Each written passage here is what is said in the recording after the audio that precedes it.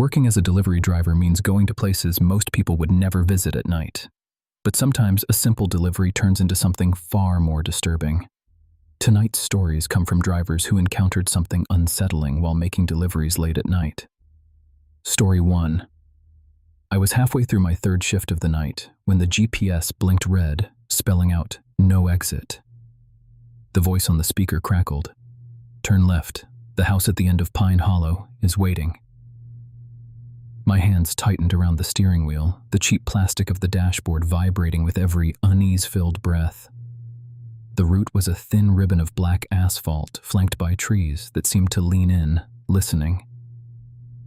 The address, 37 Rowan Road, didn't appear on any map I'd ever seen. My company's app listed it as private residence, access code required. No photo, no note, just a blinking dot that grew larger the closer I got. When I pulled up, the house stood like a tomb, 2 stories of weather-worn clapboard, windows boarded up with faded curtains that fluttered despite the stillness. An old porch swing swayed lazily, creaking in rhythm with my pulse. A small wooden sign hung crookedly, "Delivery only, leave no trace." I stared at the white envelope in the passenger seat, its contents. A single, weightless package wrapped in brown paper, seeming to hum with a cold that the night air couldn't explain. The instruction on the app was simple: leave at the back door, no one will be home. I checked the back door. It was ajar, a thin sliver of darkness gaping like a wound. As I stepped out, the wind carried a faint scent of pine and something metallic, rust perhaps, or blood.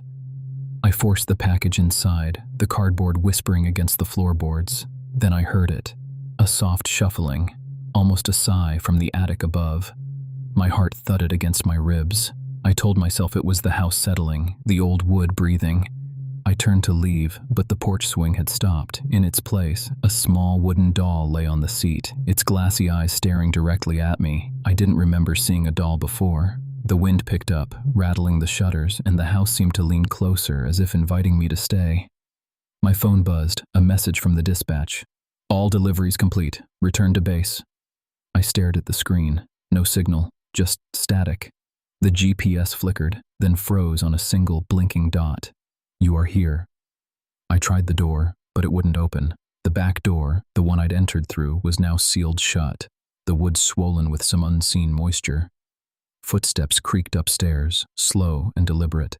I felt the weight of unseen eyes, perhaps a watchful homeowner, perhaps something else, pressing down from the attic. My hands trembled as I lifted the package, the brown paper now warm, as if something inside had just breathed. A thin voice whispered through the walls, "Thank you for coming." I didn't wait for an answer.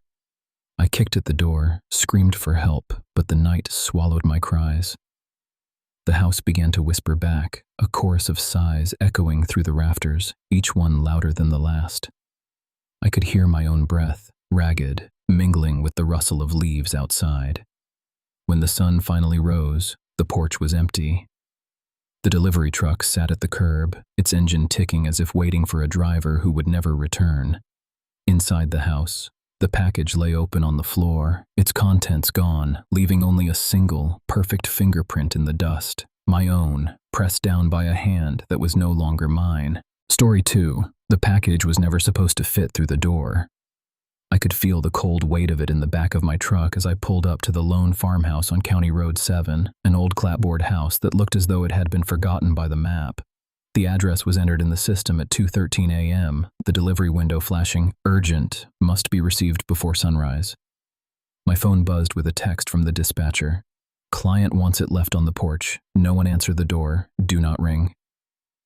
I stared at the message, thumb hovering over the reply button, and the night seemed to tighten around the cab. The porch lights were off. A thin line of moon cut across the damp grass, throwing long shadows that made the porch steps look like skeletal fingers. I lifted the heavy box, feeling the wood creak under my weight, and stepped out onto the porch. The air smelled of pine and something sour, like rotting leaves. A low wind whispered through the trees, and I could swear I heard a faint, deliberate sigh behind me. I placed the box on the step, my boots clanking against the boards, and turned to go back to the cab. The driveway, which should have stretched straight to the garage, was now a narrow, winding path that seemed to close in on itself. As I walked, the feeling of being watched grew heavier. Every time I glanced over my shoulder, the darkness seemed to stare back, an unseen presence blinking in the periphery of my vision. The next stop was a small, boarded-up cabin near the edge of the woods. The customer's note read, "Leave the parcel at the back window. Do not touch the door." I hesitated. The cabin's windows were dark, but one, the very back one, was slightly ajar, a sliver of pale light leaking out. I lifted the box again, this time with a tremor in my hands, and approached the window. As I set the package down, a faint tapping sounded from inside, like fingers drumming against glass. "Hello?"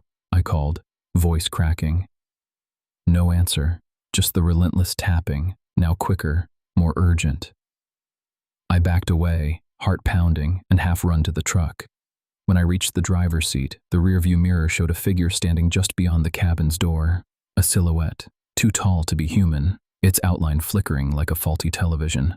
When I turned back, the figure was gone, and the cabin was silent, the back window now tightly shut. My last delivery was the most unsettling. The address was a nondescript number tucked between two trees, the GPS refusing to plot a route. I drove until the road turned to a gravel path that ended at a rusted metal gate. A handwritten note was pinned to the gate. "Do not look up. Do not make a sound. It already knows you're here." A cold dread settled into my gut. I pushed the gate open. It creaked like a warning.